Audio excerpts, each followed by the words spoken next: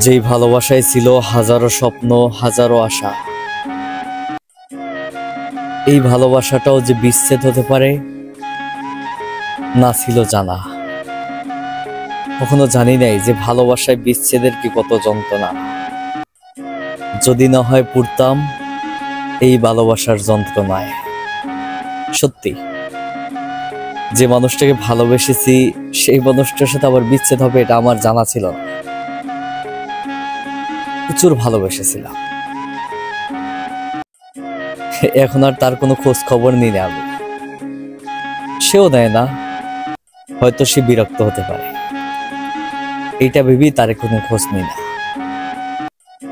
আমার চিন্তা ছিল সেই মানুষটা যেন ভালো থাকে, আবার সবসময় ভালো রাখারই একটা কর্তব্য দায়িত্ব ছিল, কারণ তাকে আমি ভালোবাসি।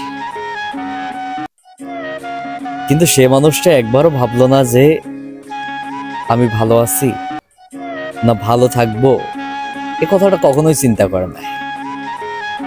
কষ্টের ব্যাপার কি জানেন, দীর্ঘ সময় ভালোবাসা থাকা সত্ত্বেও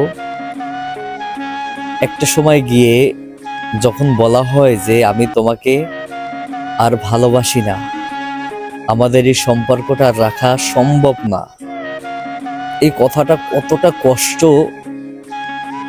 সবাইকে বোঝাতে পারবো না। ওই ব্যক্তিটাই বুঝতে পারবে যে এই পরিস্থিতির শিকার হয়েছে। তাকে ভালোবেসে ফেলেছিলাম, বুঝছেন, এতটা ভালোবাসছি। কিন্তু সেই মানুষটা আমাকে প্রচুর স্বপ্ন দেখাইছিল, আমার সাথে ঘর বাঁধবে, একসাথে সংসার করব, সারাটা জীবন আমার হাতটা ধরে থাকবে। কিন্তু সেই মানুষটাও আমার সাথে বিচ্ছেদ ঘটিয়ে অন্য কারো আজকে হাতটা ধরে চলে গেছে।